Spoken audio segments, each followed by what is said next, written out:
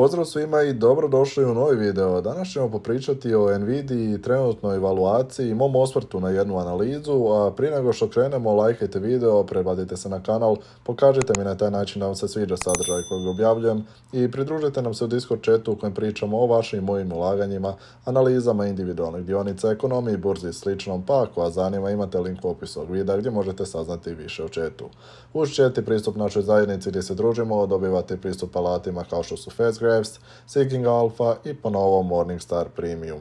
Isto tako podsjećam vas da iskoristite priliku koja vam se nudi, ukoliko već niste, registrirajte se na Interactive Broker s pomoću linka koji je u opisu videa i dobit ćete besplatne dionice u vrijednosti do $1000, naravno ovisno o visini vašeg ulaganja u prvoj godini. Također zapratite Instagram kojeg sam nedavno pokrenuo, zove se Financije i samo financije, sve zajedno napisano. Možemo odmah krenuti s videom. Joining us now, Aswath Damodaran, NYU Stern School of Business Professor of Finance. We like to call him the Dean of Valuation.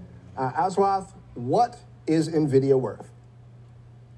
Now, my estimate, it's worth about $240 a share. But I mean, let's start with the good news. I mean, this is an amazing company. It's a company that's managed to find markets just ahead of growth and kind of dominate those markets. Gaming, crypto, AI.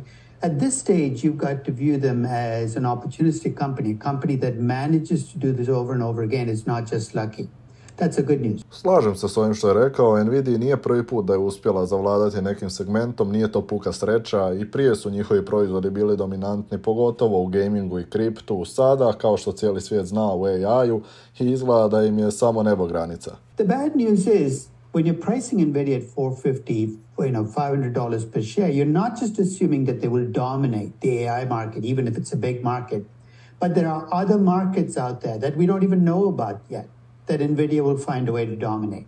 Could that happen? Yes, but I'm not going to pay up front a premium price on the assumption that they will find markets that are undiscovered and dominate them. Da, onaj ko danas kupuje Nvidia nije baš u zavidnom položaju, jer zaista kad razmislite u trenutnu cijenu uračunato je dosta faktora, a to je ne samo da će Nvidia i dalje biti predvodnik AI tržišta, nego da će i to tržište snažno rasti i da će Nvidia ući u segmente kojih još možda i nema, i to je možda jedna od stvari na temelju kojih pojedinci rade procjene za budućnost. Je li ostvarivo? Je. Je li rizično za one koji sada ulaze u Nvidiju? Također je. At the same time, though, you're not selling all your Nvidia stock, right? No. And I think that reflects the mixed feelings I have about the company. I mean, I was lucky enough to get in at the right price. It's made me more than enough money for me to view it as a great investment. But at the same time, there is enough of a tail on the distribution, a chance that they will pull off this, with this exceptional drop that might make them worth 600 or 700.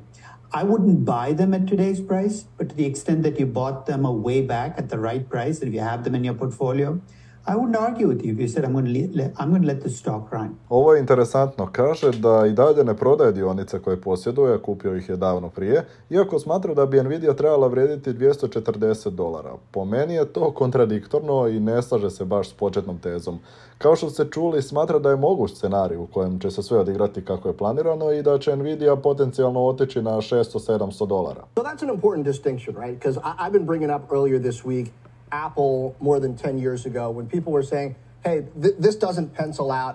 Here's how many iPods they would have to sell, how much they'd have to dominate the digital music market for them to be worth, and not just digital music, all music, for them to be worth this much. Yeah. I mean, they didn't see the iPhone coming. Nvidia is in a similarly unique position to become a game-changing tech player, and if you believe they could do that, then it's worth more than this, right? Sad, ovo zvuči ohrabrujuće, optimistično, ali istovremeno postavlja ljestvicu izuzetno visoko. Kaže, ni za Apple nisu vidjeli da će izbaciti iPhone i pokrenuti revoluciju. Pa isto tako, možda ljudi ne vide da će Nvidia pokrenuti tehnološku revoluciju, ali moramo se svi skupa zamisliti i vidjeti koliko je tako nešto realno. I ako je, po kojoj cijeni bi bilo prihvatljivo, pod navodnicima, okladiti se da će do tog revolucionarnog tehnološkog napretka i doći. It's already a game-changing tech player. They don't have to wait to get there. $1 trillion is a special number, and they've become pretty close to $1 trillion company. I think the question is whether they can take the success they've had over the last decade of being in the right place at the right time and continue to play it out on other markets in the future. There's a chance they can do it, and I think that's why I'm holding on to half of my holding. But I think also you've raised the ante. Now others are aware of the payoff for being in that right place at the right time.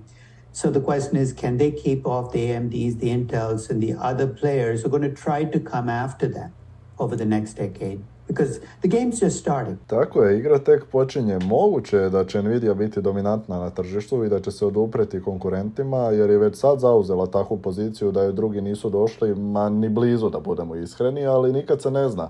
Mislilo se i da će Nokia vladati svijetom, pa znamo svi gdje su sada. Okay, what was the number you gave? 210 a share? Was that what you said? 240. 240. Okay, I guess that's better. So, but even 240 a share, that's like down almost 50% from here. So that's my challenge. I understand you say you wouldn't buy it here, but you seem to be saying even if it went down to 300 a share, people shouldn't buy it. Like, okay, you're good. You've had it for a long time. You're in the money. But what kinds of calculations can or should an investor who doesn't feel like they have enough Nvidia use to justify buying it before it gets down to 240? Ovo će, siguran sam, biti najzanimljivije onima koji još uvijek nemaju Nvidia u svom portfoliju. No, that's a good question. I think it really depends on how you see the AI craze playing out and how dominant you think Nvidia will be in that space.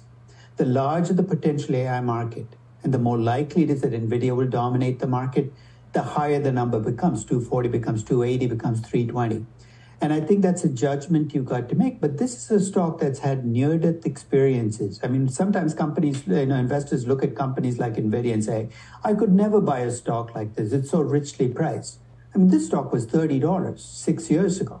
So, and it's had near-death experience of its drop 50, 60, 80%.